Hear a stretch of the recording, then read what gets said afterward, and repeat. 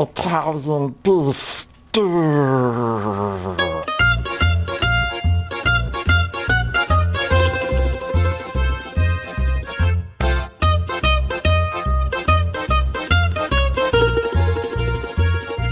Welcome back to POV Italian Cooking, where you see cooking from my point of view.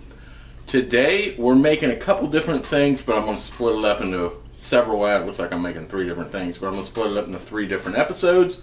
This episode will be focused on an Italian beef stew. It's cold outside. We got a little bit of snow.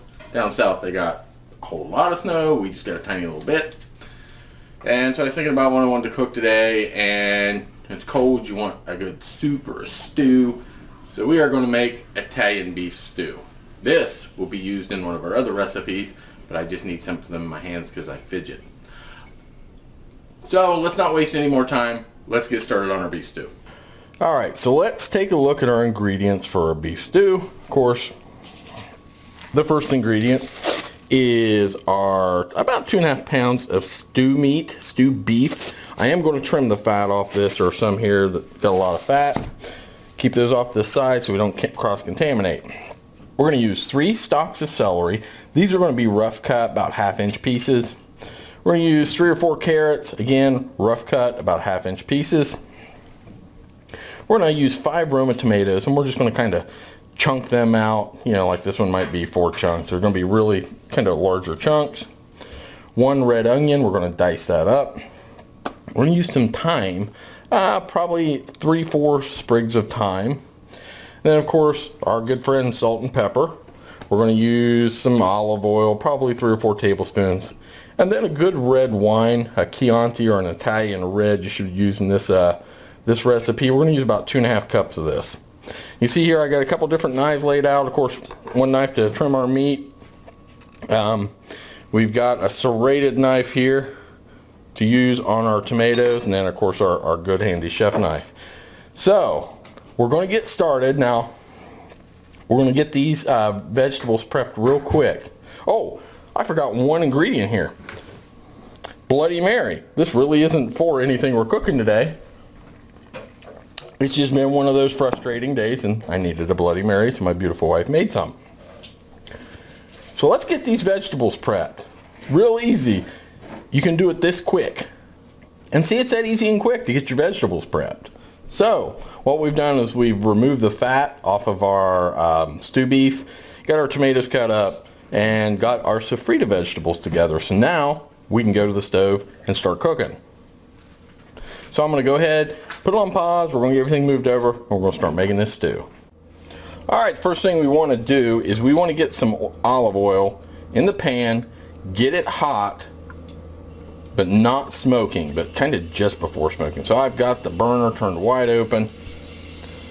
So what we're going to do is we're going to drop our vegetables in here. Once this oil heats up, we're going to cook it for about 10 minutes.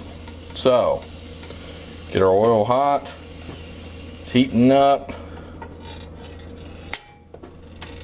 Drop our vegetables in.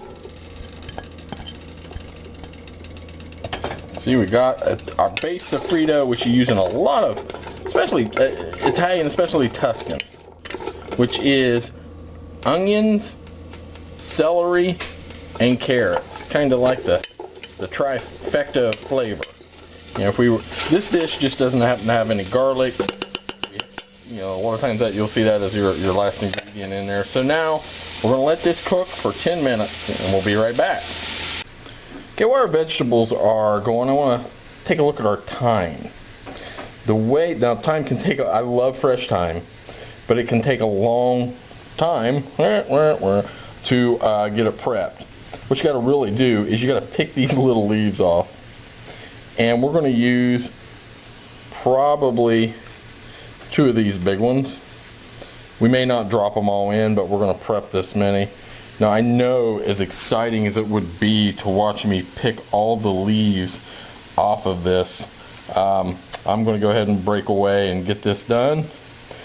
And we'll be back when our vegetables are done. You can hear them, maybe you can hear them sizzling. I'll tell you what, let's do a quick check on them. Look at them, yummy, yummy. So these got about 5 more minutes. So our sofrito has been cooking for about 10 minutes. It's ready for the next step, which is dropping our meat in. Now what we're going to do with our meat, we're going to leave our temperature on high because what we want to do is just get this meat brown on all sides.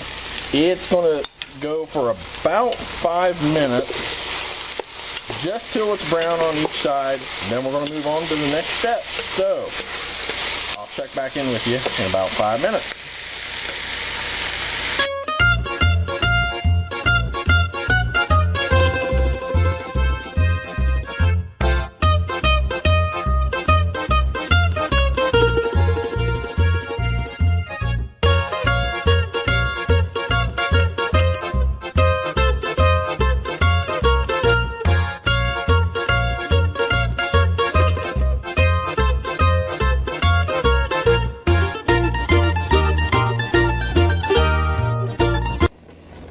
Okay, we have brought our stew to a boil.